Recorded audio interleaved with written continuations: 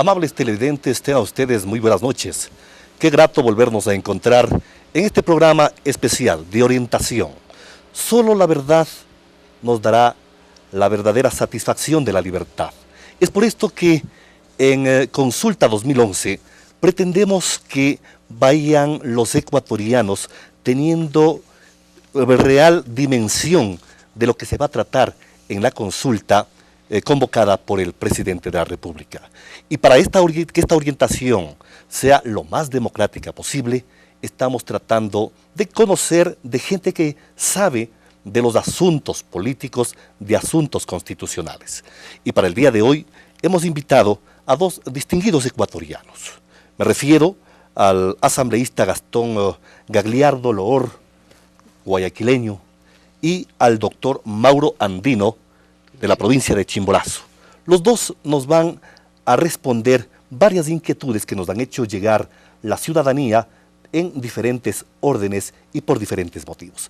Ya que estamos aquí con dos importantes personajes de la política ecuatoriana, empecemos con algo que está al momento en la palestra política. El juicio político al Consejo de la Judicatura, ¿es para distraer la atención o porque no han cumplido realmente para lo que fueron convocados los jueces, en este caso, en sus obligaciones? Doctor Andino, buenas noches. Ecuatorianas, ecuatorianos, buenas noches. Gastón, Carlos. De manera alguna, este juicio político tiene como propósito, o tendría como propósito, distraer la atención de los ecuatorianos. Por el contrario, aplicando las facultades que me otorga el artículo 131 de la Constitución, en concordancia con la Ley Orgánica de la Función Legislativa, he venido desde el año 2009 hasta el mes de enero del presente año requiriendo una serie de información del Consejo de la Judicatura. Es decir, que he venido haciendo un seguimiento muy detallado, muy preciso. Lastimosamente, no toda la información que se ha requerido se me ha entregado. Segundo, la propuesta de juicio político de Mauro Andino no nace como consecuencia de la solicitud de consulta popular o de referéndum propuesto por el presidente de la República. En los archivos de este medio de comunicación, y creo que en todos los archivos del resto de medios de comunicación, hablado, escrito, impreso, estarán mis declaraciones, que durante el año 2009 y el 2010 vine sosteniendo de la necesidad de llevar a juicio a los vocales del Consejo de la Judicatura. ¿No han cumplido entonces la función para los que fueron designados? Carlos, definitivamente han incumplido con sus funciones, con su encargo. Ejemplo, solamente pocos ejemplos. Aquí tengo yo la declaración juramentada de Germán Vázquez Galarza, de 25 de septiembre del año 2009, vocal del Consejo de la Judicatura. ¿Qué dice él en su declaración? Que posee dos cuentas corrientes, la una en el Produbanco con un valor de $3,408 y la otra del Banco del Pichincha con $598. Pero ¿cuál es la novedad, cuál es la irregularidad y la ilegalidad de ecuatorianos? Que a los pocos días un funcionario del Chase Bank de Estados Unidos le envía una carta en donde le da a conocer que al revisar su cuenta corriente aparecen transacciones que son inusuales y que por lo tanto, dice, en concordancia con este proceso, JP Morgan Chase de los Estados Unidos ha identificado ciertas transacciones relacionadas a su cuenta que requieren explicación adicional. Es decir, que cuando hizo su declaración juramentada estuvo faltando a la verdad, y de esto se hicieron ecos varios medios de comunicación a nivel nacional. Aquí tengo, por ejemplo, del diario El Universo, del 17 de octubre del 2010, en donde dice: Banco de Estados Unidos pide explicaciones a un vocal del Consejo de la Judicatura. Eso es, y entiendo, ahí tiene varias denuncias que podrían ser como prueba suficiente para que justifique este llamado a juicio político, asambleísta. Efectivamente. Y mire, algo vergonzoso, no hay Consejo de la Judicatura, no hay un presidente. ¿Por qué? porque su presidente Benjamín Ceballos, quien dice que son puras generalidades, le voy a demostrar con esta, entre comillas, generalidad. El memorando de 4 de enero del 2011 para Clever Medina Alvarado, director nacional de personal. ¿Qué es lo que le dice?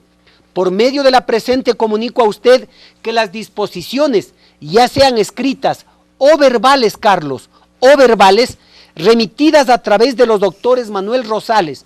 Manuel Rosales es el personaje que manipula, que domina, que hace y deshace del Consejo de la Judicatura. Y Julia Cárdenas, asesor y secretaria de presidencia respectivamente, tienen el respaldo y aprobación de quien suscribe. ¿De quién? De Benjamín Ceballos, del presidente del Consejo de la Judicatura. Es decir, que a funcionarios de segundo o de tercer nivel delega sus funciones. Eso no se puede aceptar. Estos serían entonces los argumentos que justifican, en calidad de asambleísta, la comparecencia o el juicio político planteado al CAL. No sé si está aceptado. Efectivamente, el CAL calificó el día de hoy. Y mire, solamente 2 documentos, rapidito. Yo había solicitado información, informe cuántos sumarios administrativos y sanciones se ha impuesto a los jueces de los tribunales penales en razón de haber ocasionado el que las audiencias han fallado, y remita copia de la respectiva resolución. Ecuatorianos, ecuatorianas, ¿cuál es la respuesta? Con fecha 15 de enero del 2001, señala textualmente: no constan sumarios administrativos y sanciones a jueces de tribunales penales en razón de haber fallado las audiencias. ¡Qué vergüenza!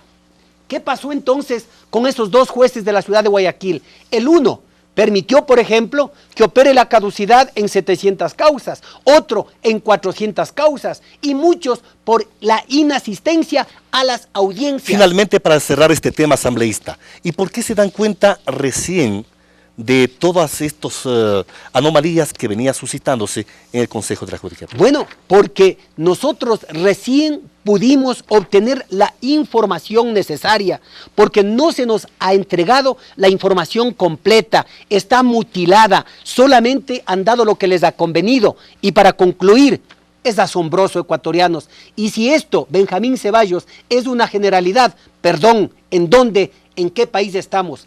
Quito, 17 de enero del 2011, se pretende atentar a la libertad de información consagrado en el artículo 18 de la Constitución, como también a la Ley de Acceso a la Información Pública. ¿Qué dice?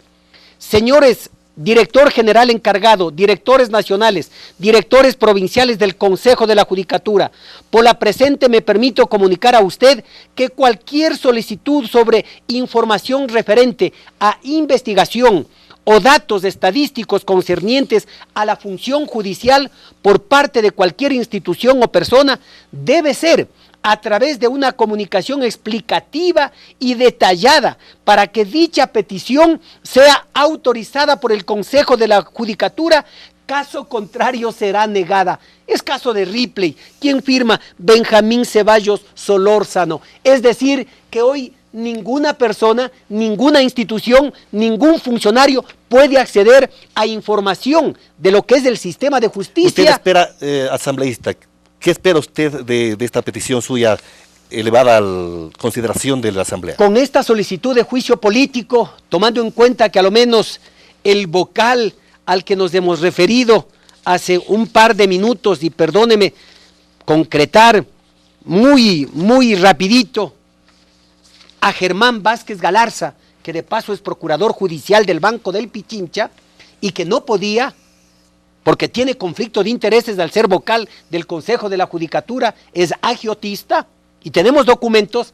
Yo lo que aspiro, primero, que la Comisión de Fiscalización, que el próximo día lunes va a reunirse, califique y admita trámite. Y luego de ese proceso se sugiera, a través de una resolución, llevarle al Pleno, a los vocales, a los 9, y el Pleno, los 124 asambleístas, debatamos y luego se proceda a su censura, a su destitución, impedimento para que puedan ejercer el cargo público durante 2 años, y finalmente la Fiscalía sea la que aboque conocimiento de una causa penal porque existe mérito suficiente para este juicio político y para las acciones de carácter era penal. Muy necesaria, asambleísta y pueblo ecuatoriano, para que conozcamos el porqué de llevarle a la asamblea a seguirles juicio político por que no han cumplido funciones según el asambleísta. Esto era importantísimo.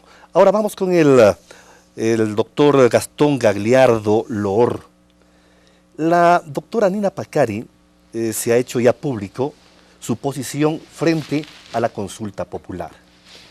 La primera pregunta dice que podría pasar y refiere que al juicio, la primera pregunta dice mejorar la seguridad ciudadana. Con esto que acabamos de escuchar, la seguridad ciudadana, todos con los ecuatorianos sabemos que está en bastante juicio, muy mal habido. No hay seguridad, todos conocemos en todas partes del Ecuador. Y esto motiva justamente a esta convocatoria a una consulta popular. Y en la primera pregunta dice, para mejorar la seguridad ciudadana, que cambien los plazos para que la caducidad de la prisión, para la caducidad de la prisión preventiva. Ese es el espíritu de la ley. Más o menos la asambleísta constitucional está de acuerdo con eso, pero no en las 4 siguientes. Dentro de la perspectiva del legislador, ¿qué opina usted al respecto de esta eventual decisión de una de las jueces constitucionales? Bueno, buenas noches Mauro y Carlos, público televidente. Era de esperarse la definición que tomó la doctora Nina Pacari. Ella se debe a un partido político que es Pachacuti. Y obviamente creo que actuó sesgadamente, no actuó ante el clamor de la ciudadanía que pide cambios importantes y en lo que tiene que ver con la seguridad.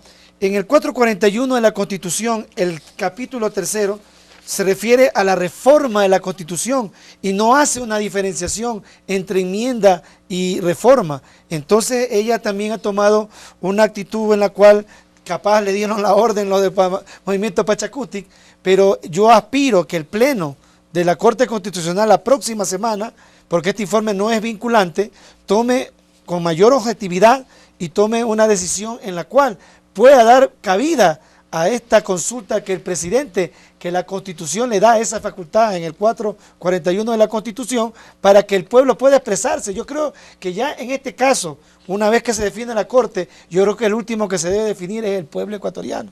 La oposición habla ahora que el presidente le quiere meter mano a la justicia, que hay totalitarismo, que hay una serie de situaciones.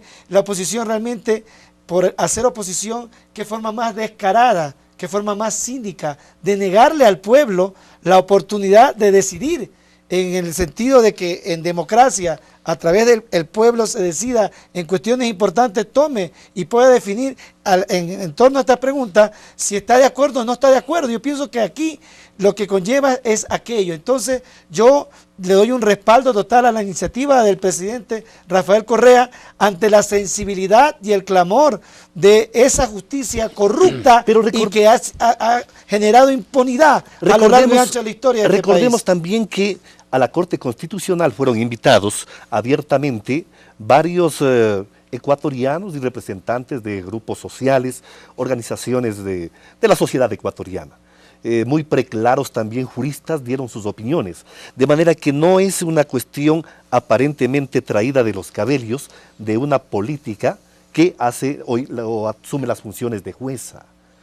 ¿No cree usted que a lo mejor también influyó en su decisión el escuchar voces de diferentes sectores?